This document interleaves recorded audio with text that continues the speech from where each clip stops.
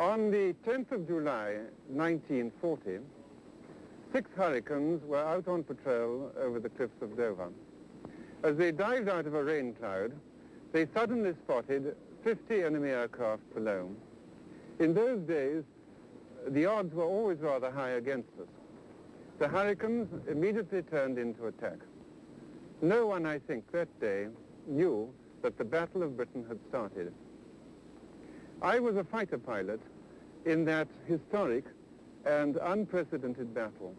Unprecedented because it was the first pitched battle ever fought in the air. It lasted about 3 months, and during those 3 months, to my great delight, I managed to get in about 1 year's flying.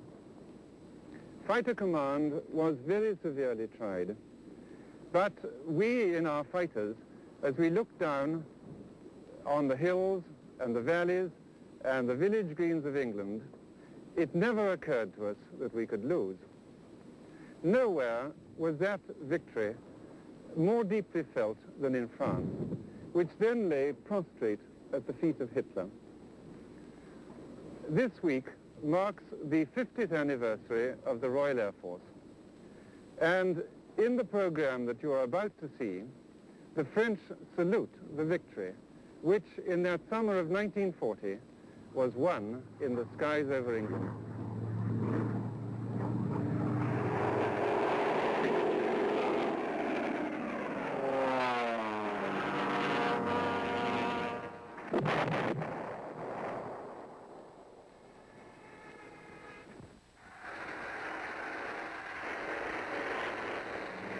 July 1940.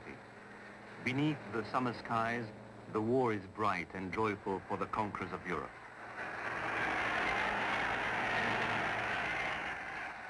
In Berlin, the German people are wild with delight. Hitler had promised them great victories, and he has kept his word. France has collapsed after 6 weeks of bitter fighting, and now the German troops stand guard over most of Europe. All that stands between Hitler and the dictatorship of Europe is the defeat of Britain, an island which now stands alone against the mightiest military machine the world has ever seen.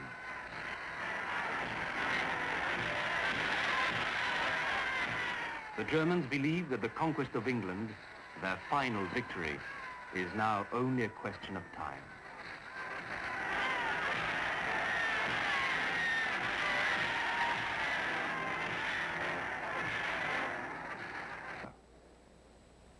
Across the Channel, the voice of Churchill rings out to give comfort to the people under German occupation.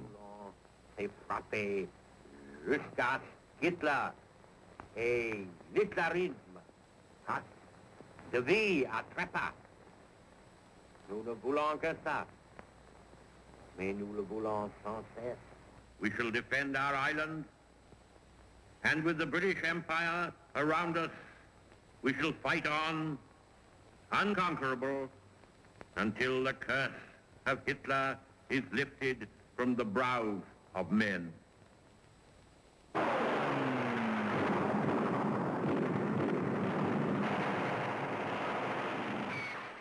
Hermann Göring, Commander-in-Chief of the Luftwaffe.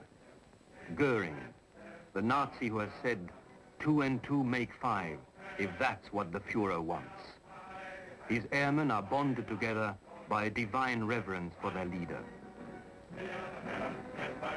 There is no lack of pilots. For a long time, they have been trained in the Hitler Youth Movement. They have flexed their muscles in the Spanish Civil War. They have played a vital role in the conquest of Poland and France. They have a saying amongst themselves that they are as tough as Krupp steel.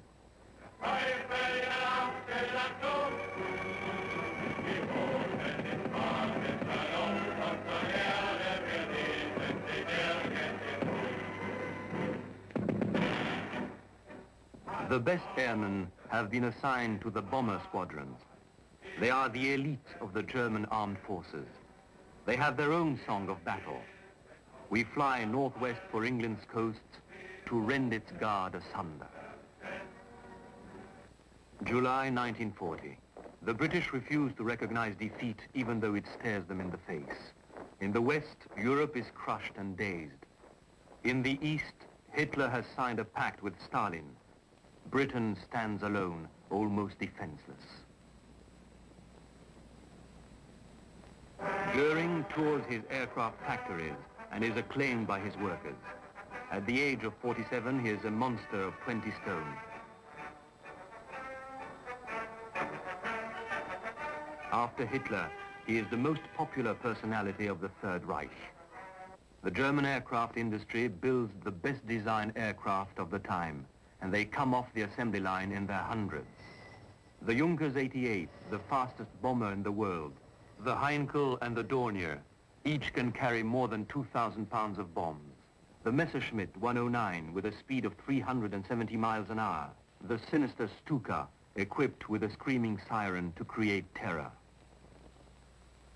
3,000 aircraft are assembled along the French coast facing England. Lord Beaverbrook is appointed by Churchill as Minister of Aircraft Production. Beaverbrook, a rugged Canadian, orders fighters, fighters, and more fighters to defend and save the British Empire.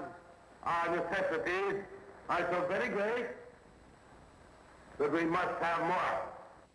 The people in the streets organize collections to provide planes for the Royal Air Force, and everyone makes a contribution, however small. Give us your aluminium, says Beaverbrook. We will turn your pots and pans into Spitfires and Hurricanes. All metal has a new value, and even the iron railings of Hyde Park are torn up.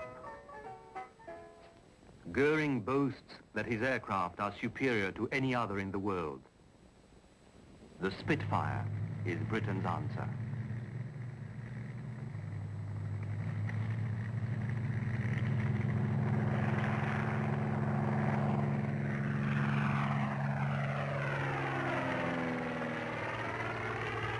Churchill knows that on the airfields guarding London and the south of England, he has only 200 aircraft fit for battle, and only a third of them are Spitfires. Altogether, Fighter Command has 600 fighters for the defense of Britain. The Germans have assembled 3 air fleets and 3,000 aircraft, 1 against 5. These are the alarming figures which face the men of Fighter Command. Their headquarters are near London, at Bentley Priory, in a small mansion which Lord Nelson gave to Lady Hamilton before his death at Trafalgar. Air Chief Marshal Dowding is head of Fighter Command. He is an elderly gentleman, the son of a clergyman, strict and austere, an obstinate Scot. For 4 years, he has fought all opposition to build and organize Fighter Command. He has under his control 3 operational fighter groups, 10, 11, and 12. Dowding has positioned his squadrons on the aerodromes around London. London, the biggest target in the world. Now, in the south of England and off the coast facing the German airfields across the Channel, the Battle of Britain was to unfold in 3 stages. In July, the battle against the convoys in the Channel.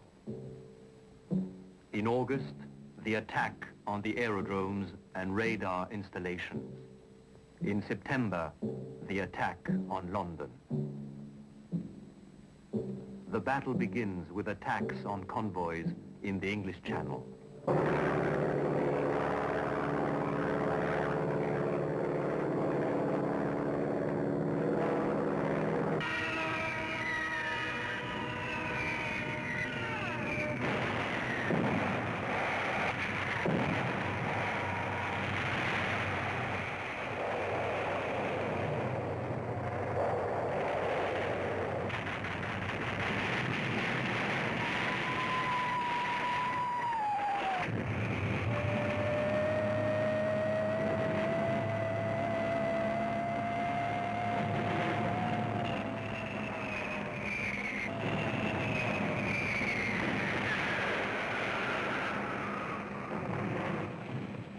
On the 14th of July near Dover, a radio reporter, Charles Gardner, gives an eyewitness account of one of the earliest convoy attacks. It was broadcast throughout Britain that same night. There are 1, 2, 3, 4, 5, 6, 7 German dive bombers.